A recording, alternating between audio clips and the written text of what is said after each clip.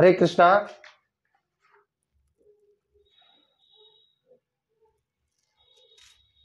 हरे कृष्णा।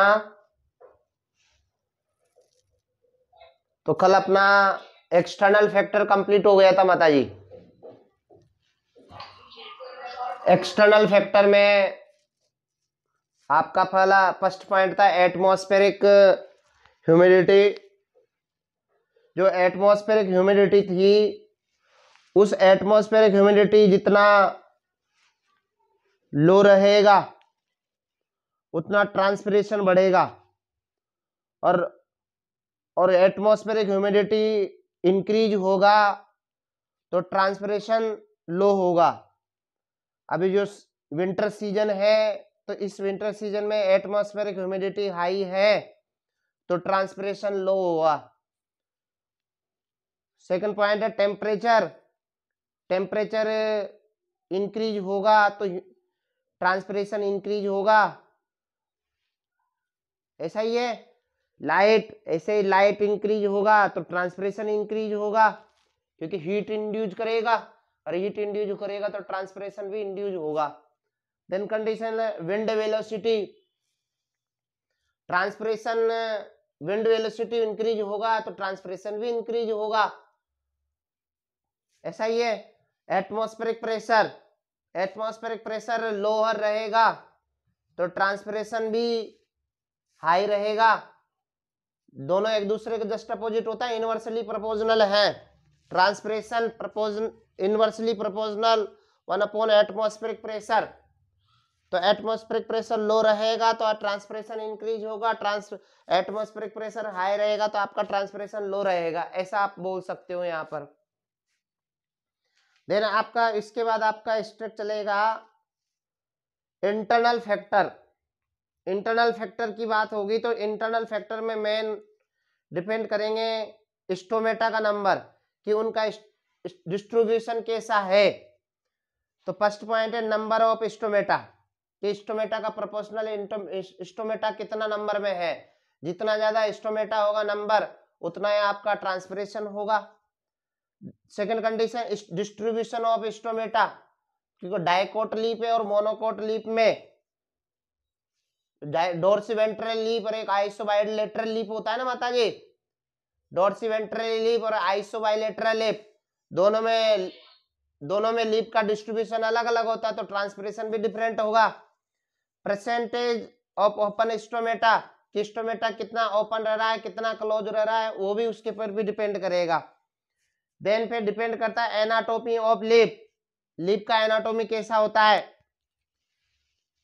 कि उनमें मीजोफिल किस टाइप से होता है, उनका क्यूटिकल कैसा होता है, वो भी उस पर डिपेंड करेगा।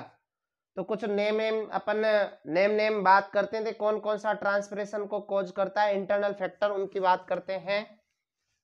तो प्लांट फैक्टर या इंटरनल फैक्टर है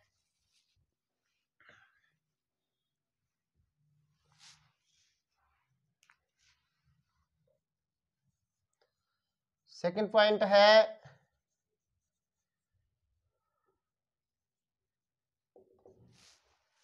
इंटरनल फैक्टर।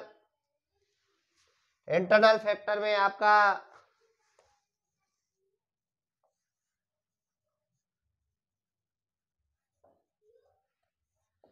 फर्स्ट पॉइंट रहेगा स्टोमेटा। स्टोमेटा में भी आपका नंबर ऑफ स्टोमेटा, स्टोमेटा का नंबर इंक्रीज होगा। मतलब डायरेक्ट ऐसे बोल सकते हो कि ट्रांसपिरेशन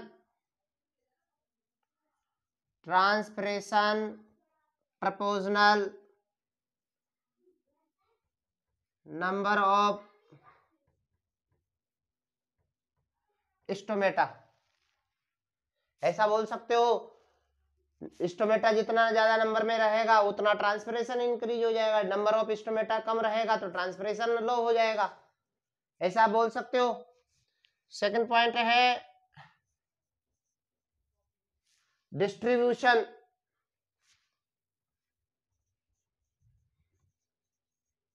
डिस्ट्रीब्यूशन ऑफ स्टोमेटा की बात करें, डिस्ट्रीब्यूशन ऑफ स्टोमेटा की बात करें तो आपने देखा होगा आपके लीफ 2 टाइप का रहता है, डॉर्सी वेंट्रली लीफ होता है एंड सेकंड कौन सा होता है, आइसो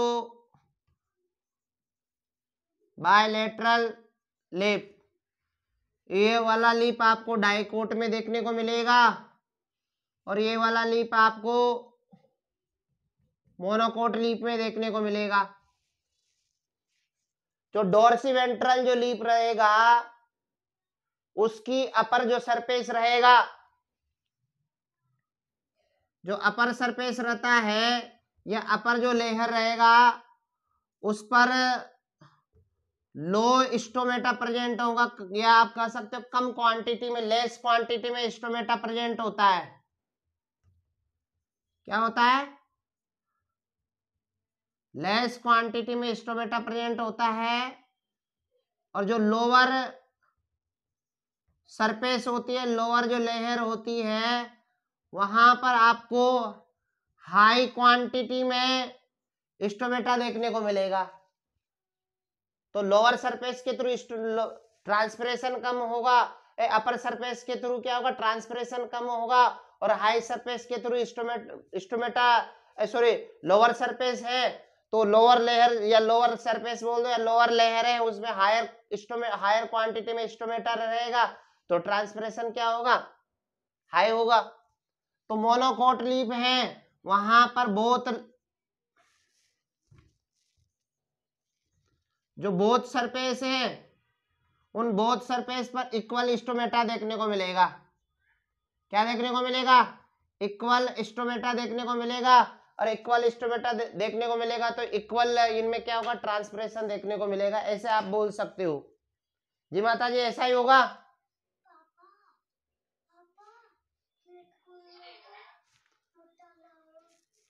जी फिर उसके बाद है थर्ड पॉइंट,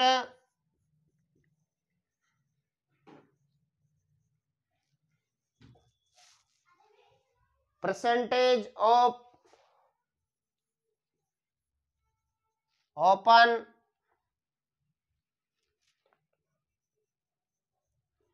स्टोमेटा। अब परसेंटेज की बात करें तो मैंने आप जानते हो कि मैक्सिमम जो स्टोमेटा होगा, जैसे जितना आप डायरेक्ट भी बोल सकते हो, जितने आपका नंबर ऑफ स्टोमेटा जितना ओपन रहेगा ट्रांसपिरेशन उतना हाई रहेगा, और नंबर ऑफ स्टोमेटा जितना क्लोज रहेगा उतना ट्रांसपिरेशन लो हो जाएगा, डायरेक्ट प्रोपोर्शनल रहेगा। स्टोमेटा का जो नंबर ओपन रहेगा ना उसी के ऊपर आपका ट्रांसपिरेशन यहाँ पर डिपेंड करेगा, ऐसा यहाँ बोल सकते हो आप। सेकंड पॉइंट है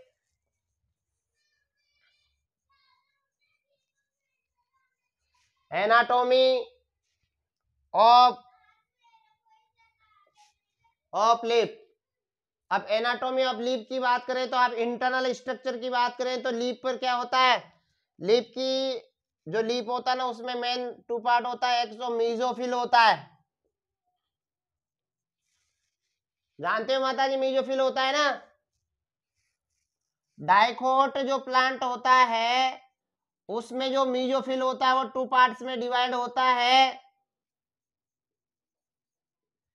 पेलिसेड और स्पॉन्जी टिश्यू में डिवाइड होता है। लेकिन जो मोनोकोट जो लीफ होता है उसमें केवल ओनली आपको स्पॉन्जी टिश्यू देखने को मिलेगा, वहां पर आपको पेलिसेड टिश्यू देखने को नहीं मिलेगा, ऐसा आप यहां बोल सकते हो। जी माता जी ऐसा ही है, आप यहां कह सकते हो जिसमें पेलिसेड टिश्यू देखने को मिलेगा। और पेलिसेड टिश्यू आप देखते हो कि जो प्लांट है डाइकोट प्लांट का जो अपर सरफेस में वैक्सी लेयर प्रेजेंट होता है, थिक क्यूटिकल्स प्रेजेंट रहेगा, वैक्सी लेयर प्रेजेंट रहेगा तो वहां ट्रांसपिरेशन रिड्यूस होगा। जहां पर पेलिसेड लेयर रहेगा, पेलिसेड टिश्यू रहेगा तो वहां पर ट्रांसपिरेशन रिड्यूस होगा, और जहां पर स्पॉन्जी टिश्यू प्रेजेंट होगा वहां ट्रांसपिरेशन ज्यादा हाई होगा, ऐसा कह सकते हो ना, क्योंकि जो ट्रांसपिरेशन जो आपकी स्पॉन्जी टिश्यू रहेगा ना उसका सेल्स क्या होता है, थोड़ा थोड़ा उनका उनका जो नंबरिंग होता है वो कम होता है, उनके बीच में स्पेस भी प्रेजेंट होता है। जो पेलिसेड जो सेल्स होता है वो एक दूसरे से अटैच सेल्स ऐसा देखने को मिलेगा। पेलिसेड ऐसा सेल्स होता है जो पास पास में अटैच होता है ऐसे, तो उनके बीच में गैप नहीं होता है, गैप नहीं होता है तो ट्रांसपिरेशन लो हो जाएगा। और यहाँ पर गैप प्रेजेंट होता है, ऐसे देखा होगा आपने, ऐसे सेल्स के बीच में क्या प्रेजेंट होता है, गैप प्रेजेंट होता है, और गैप की वजह से उनमें ट्रांसपिरेशन थोड़ा हाई रहेगा। इसका सेकंड पॉइंट रहेगा क्यूटिकल। तो आपने पहले ही बोल दिया क्यूटिकल के थ्रू भी क्या होता है, ट्रांसपिरेशन होता है।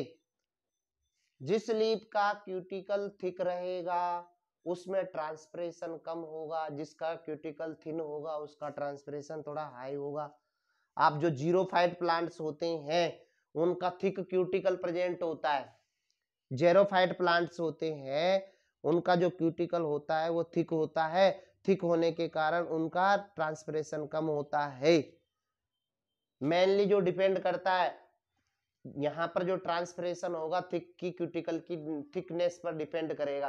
क्यूटिकल का थिक ज्यादा रहेगा तो ट्रांसपिरेशन लो होगा, और थिक आपका थिन क्यूटिकल रहेगा तो ट्रांसपिरेशन हाई होगा।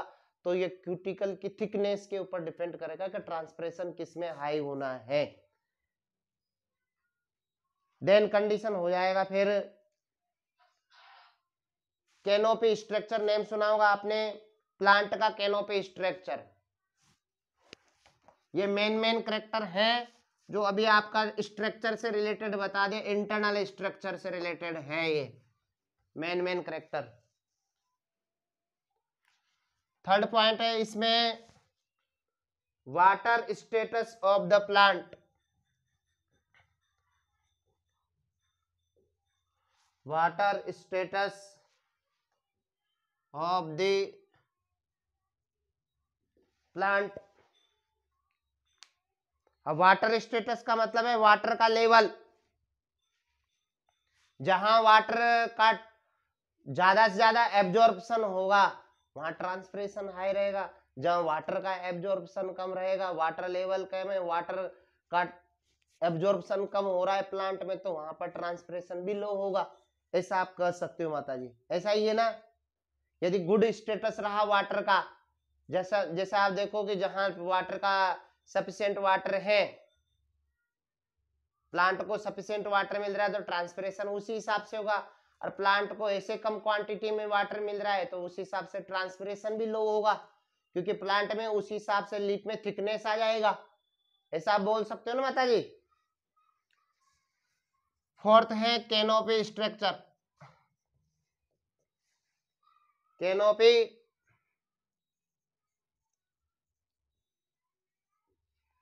कैनोपी स्ट्रक्चर, कैनोपी स्ट्रक्चर का मीन्स क्या हो माता जी?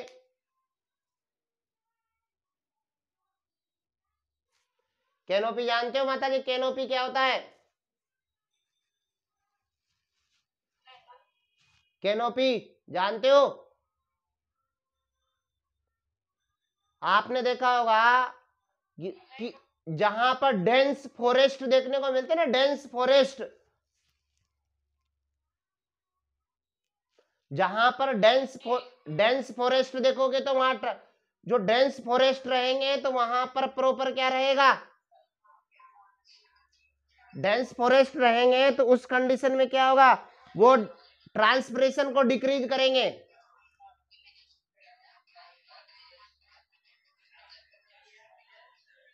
लग रहा है जी माता जी। तो यहाँ पर कैनोपी स्ट्रक्चर का मतलब होता है डेंस, जो आपने फॉरेस्ट देखे होंगे तो डेंस फॉरेस्ट में भी थोड़ा टेम्परेचर वहां थोड़ा लो रहता है, तो टेम्परेचर लो होने की वजह से क्या होता है, ट्रांसपिरेशन वहां पर क्या हो जाएगा, थोड़ा लो हो जाएगा। तो डेंस कैनोपी के आप ऐसे भी बात कर सकते हो, जहां डेंस फॉरेस्ट हो, फॉरेस्ट के नीचे भी लोअर प्लांट देखने को मिलते हैं, मतलब डेंस फॉरेस्ट हो पूरा वहां छाया छाया देखने को मिले, शेडी एरिया देखने को मिले, उन्हीं के नीचे कुछ प्लांट देखने को मिलते हैं आपको। उनके नीचे क्या देखने को मिलेंगे, कुछ प्लांट देखने को मिलेंगे, तो वहां पर जो डेंस फॉरेस्ट में जो भी प्लांट्स पाए जाते हैं तो वहां पर ट्रांसपिरेशन क्या देखने को मिलेगा, आपको डिक्रीज देखने को मिलेगा। उसके बाद है आपका पॉइंट है रूट शूट रेशो।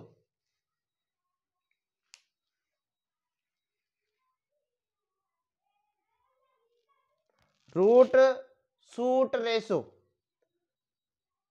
जो ट्रांसपिरेशन होगा per unit area is directly proportional root shoot ratio. मतलब रूट और शूट रेशो का मीन्स है कि यहाँ पर आप की प्लांट का रूट का कितना डेंस है, मतलब रूट कितना उसका डेप्थ में जा रहा है, और उस जितना डेप्थ में आपका रूट प्रेजेंट रहेगा उसी हिसाब से आपका जो शूट सिस्टम है उसी हिसाब से स्प्रेड रहेगा। ऐसा कर सकते हो। जो रूट शूट रेशो वो भी होता ना डायरेक्टली ट्रांसपिरेशन रहेगा पर यूनिट एरिया के हिसाब से, कि पर यूनिट एरिया के हिसाब से कितना ट्रांसपिरेशन हो रहा है, तो डायरेक्ट बोल सकते हो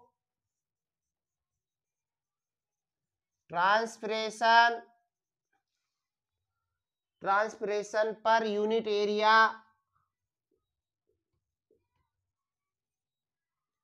transpiration per unit area is directly proportionally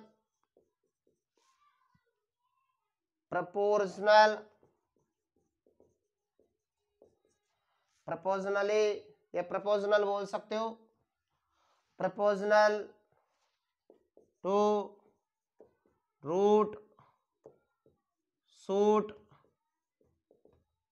ratio. ये वाला कंडीशन रहेगा इसका कंसेप्ट। और कुछ ऐसा भी देखा होगा एंटी ट्रांसपेरेंट। एंटी ट्रांसपेरेंट का मतलब होता है जो ट्रांसपिरेशन को लॉस करता है, ट्रांसपिरेशन को रोकने वाले फैक्टर। ऐसे भी आज बोल सकते हो जो ट्रांसपिरेशन को रिड्यूस करते हैं, जैसे प्लांट पर ऐसे कुछ सबस्टेंस का अपन क्या कर दिया जाए, छिड़क दिया जाए, कुछ स्प्रे कर दिया जाए, जो ट्रांसपिरेशन को क्या कर सकते हो, लो कर सकते हो, तो उनको बोला जाता है एंटी ट्रांसपेरेंट्स। इसका अपन थोड़ा सा नेम बोल सकते हैं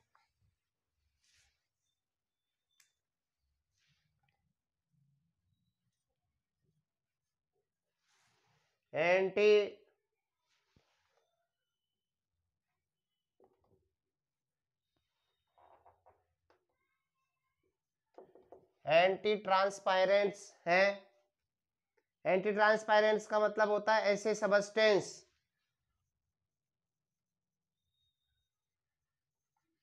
ऐसे सबस्टेंस जो क्या करे, रिड्यूस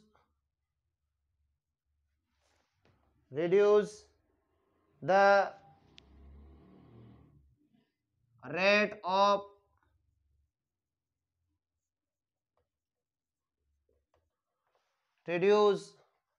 ऑफ ट्रांसपायरेशन। जो ट्रांसपिरेशन का रेट को कम करते हैं उनको एंटी ट्रांसपेरेंट्स बोलते हैं। इनको यूज किया जाता है ड्राई फार्मिंग के लिए। इनका यूजफुल कहाँ होता है, जहां ड्राई फार्मिंग किया जाता है वहां पर इनका यूजफुल होता है। दे आर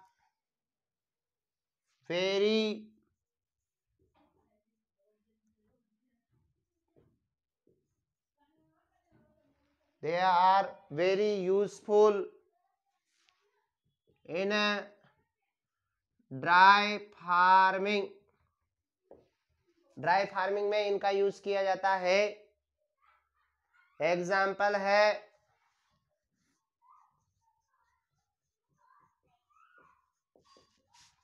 PMA, इसका फुल फॉर्म है phenyl mercuric acetate.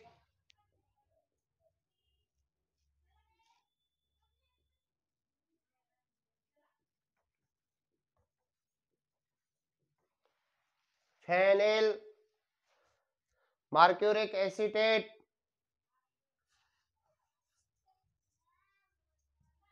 Aspirin, aspirin, ABA, abscisic acid, oxy ethylene,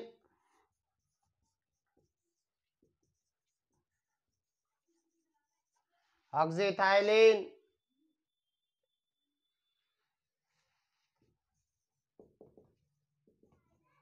silicon oil,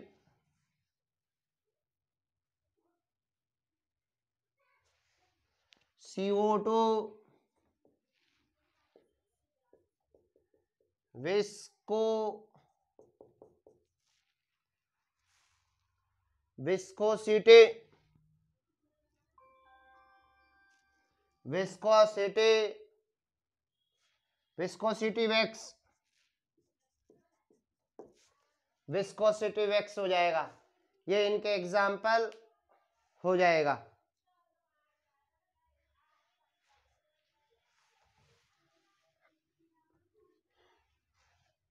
यहां पर एक ट्रांसपिरेशन रेशो का फॉर्मूला दे रखा है,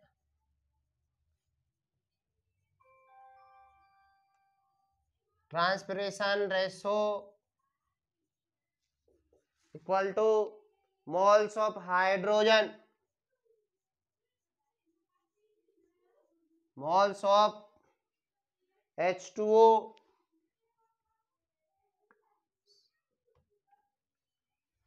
transpired, moles of CO2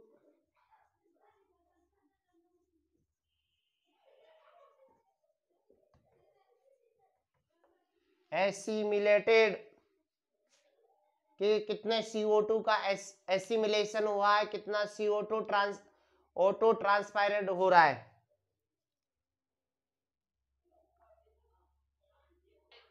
जी माता जी, क्या क्या कॉम्प्रोमाइज रहेंगे, क्या क्या पर्पज रहेंगे?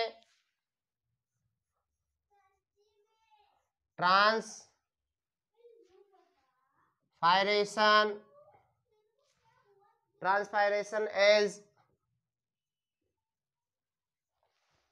more than one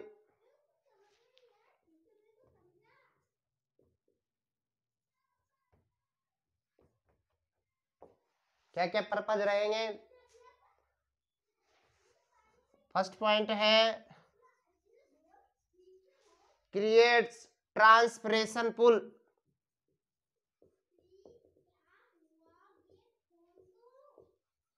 आप जानते हो जितना ज्यादा ट्रांसपिरेशन होगा ना उतना ट्रांसपिरेशन पुल इंक्रीज होगा, उतना वाटर को खिंचाव किया जाएगा।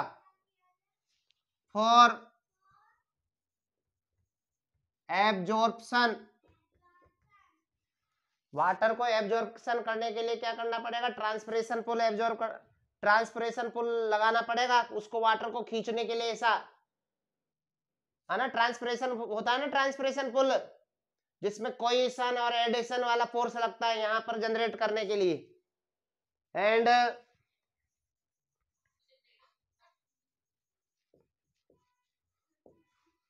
Transports of plants,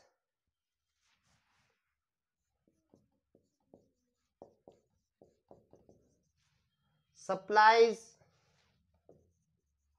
water for photosynthesis। जब ट्रांसपिरेशन हो रहा है तो उसी के साथ साथ वो फोटोसिंथेसिस में सप्लाई में भी हेल्प करेगा।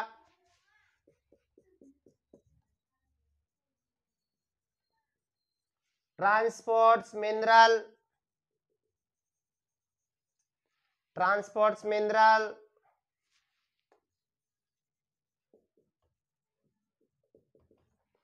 from the soil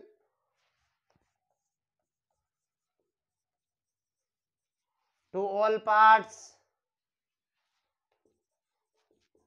of the plant।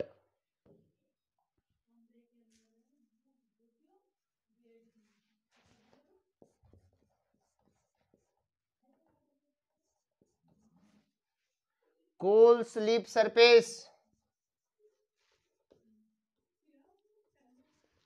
Leaf surface को कूल बनाने में भी हेल्प करेगा ट्रांसपिरेशन।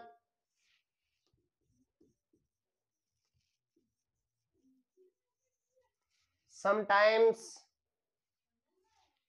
10 to 15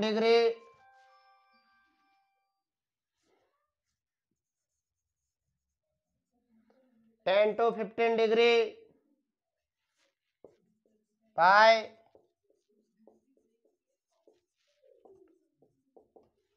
evaporate cooling.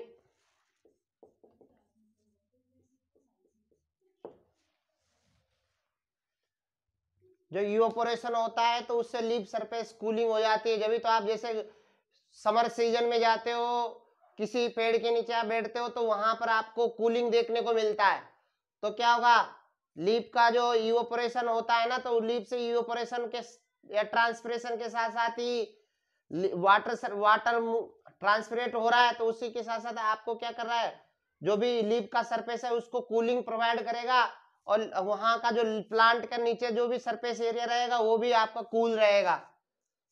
ऐसा रहता है।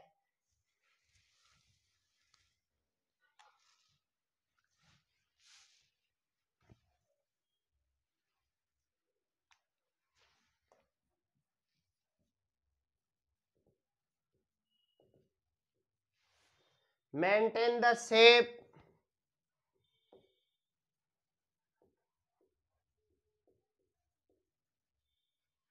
maintain the shape and structure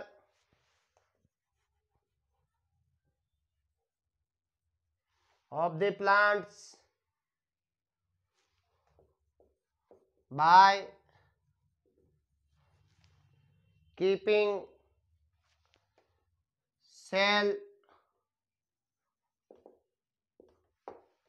cell को टर्जिड करने में भी हेल्प करेंगे ये प्लांट को। How do plant absorb water, कि प्लांट वाटर को कैसे एब्जॉर्ब करेंगे। अब प्लांट वाटर को एब्जॉर्ब करने का कौन कौन से तरीके हैं जिनके थ्रू ये वाटर एब्जॉर्ब करता है, कि इनमें कौन कौन से रास्ते होते हैं जिनके थ्रू वाटर एब्जॉर्ब करेगा। क्योंकि आप ये भी जानते हो कि जो भी प्लांट होते हैं ज्यादातर जो भी वाटर को एब्जॉर्ब करते हैं, और इसलिए अपन क्या करते हैं, जो भी वाटर होता है उसको अपन मृदा में डालते हैं, न कि पत्तियों लीफ में।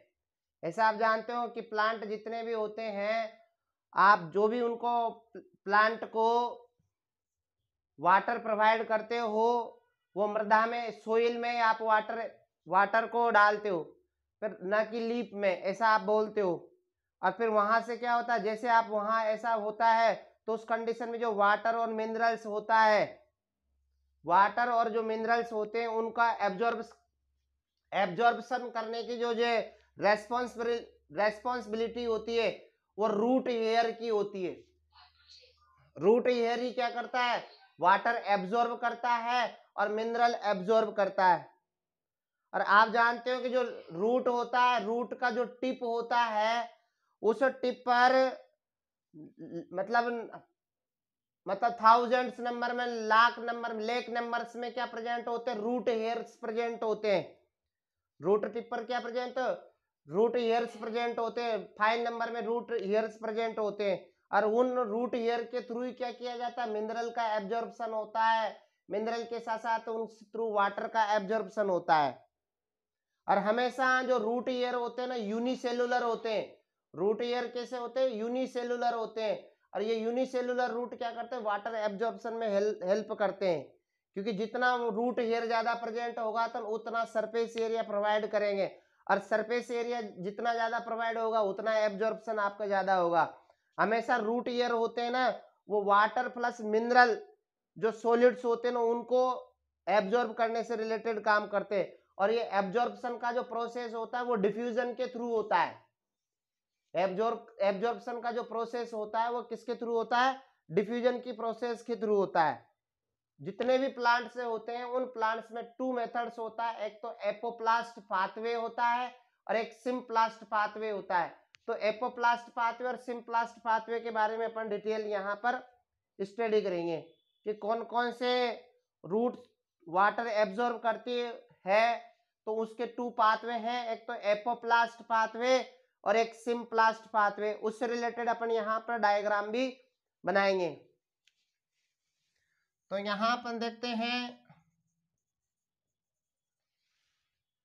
once water is absorbed by the root hairs,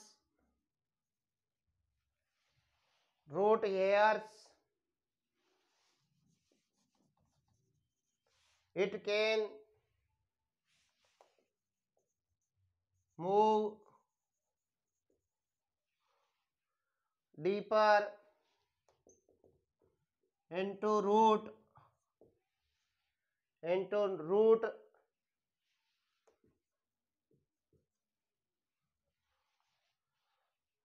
layers by 2 distinct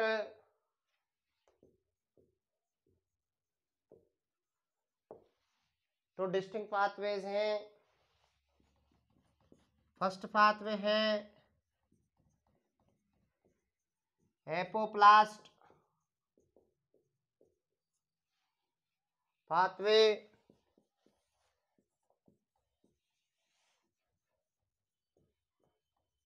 symplast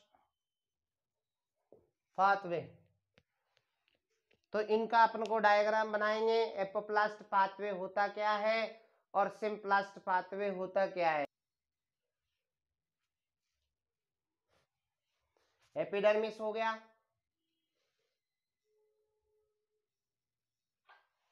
हरे कृष्णा। जो आपने रूट के थ्रू जो वाटर एब्जॉर्ब करते हैं, तो आप जानते हो जो प्लांट की जो रूट होती है वो रूट हमेशा, रूट जो हेयर होता है, रूट का अपन स्ट्रक्चर की बात करें तो रूट का जो स्ट्रक्चर होगा उसमें एपिडर्मिस पर सिंगल यूनिसेलुलर क्या देखने को मिलेंगे, रूट हेयर देखने को मिलेंगे। और ये रूट हेयर क्या करेंगे, वाटर एब्जॉर्ब कर रहे हैं। तो वाटर एब्जॉर्ब हमेशा पहले रूट हेयर से एपिडर्मिस के थ्रू, एपिडर्मिस से cortex, cortex to endodermis, endodermis to pericycle, ऐसा देखने को मिलेगा। लेकिन यहाँ पर दो पाथवे हैं, एक तो एपोप्लास्ट पाथवे है और सेकंड यहाँ पर सिम्प्लास्ट पाथवे है। जो एपोप्लास्ट जो पाथवे देखने को मिलेगा वह आपको सेल वाल और सेल मेम्ब्रेन के बीच में जो गैप प्रेजेंट होता है, सेल मेम्ब्रेन और सेल वाल के बीच में जो गैप प्रेजेंट होता है, उनके बीच में जो स्पेस प्रेजेंट होता है, उस स्पेस के थ्रू जो वाटर का ट्रांसपोर्टेशन होगा उसको बोला जाता है एपोप्लास्ट पाथवे। और एपोप्लास्ट जो पाथवे होता है वो एक प्रकार का, आप इसको बोल सकते हो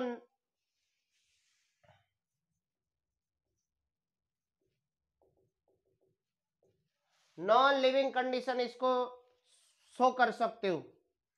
नॉन लिविंग क्या है, क्योंकि यहाँ पर जो वाटर का जो ट्रांसपोर्टेशन हो रहा है ना, वो सेल वॉल और सेल मेम्ब्रेन के बीच में जो स्पेस है उस स्पेस के थ्रू वाटर का ट्रांसपोर्टेशन हो रहा है।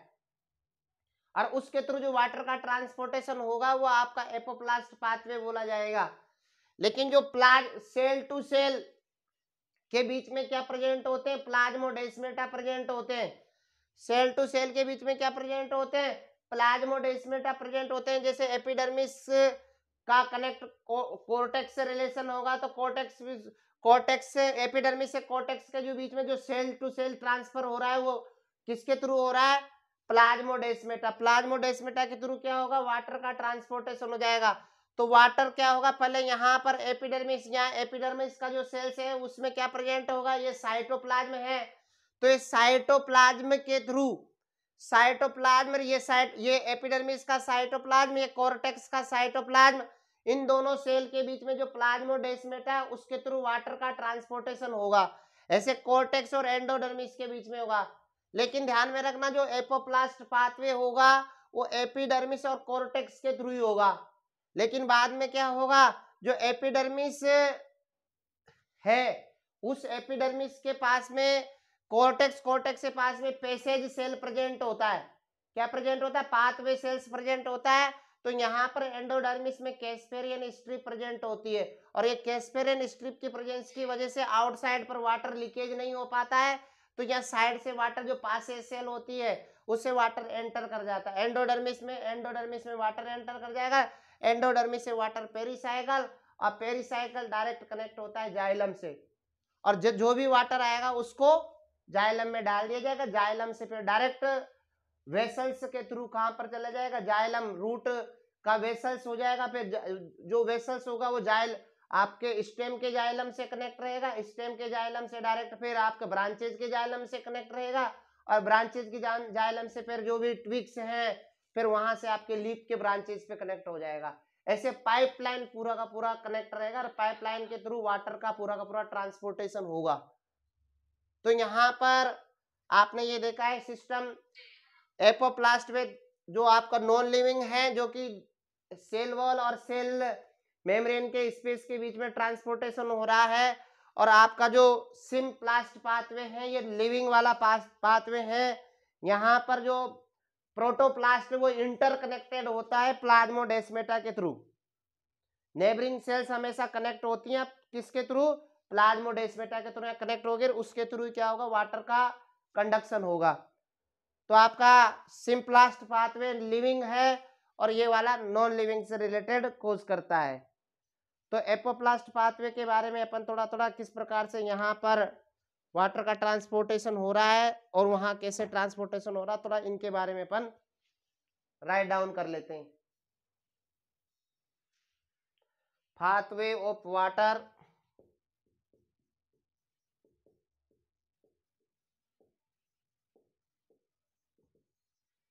Pathway of water movement, pathway of water movement in the root, कि रूट में किस प्रकार से वाटर का पाथवे होता है उसके बारे में यहाँ पर दे रखा है।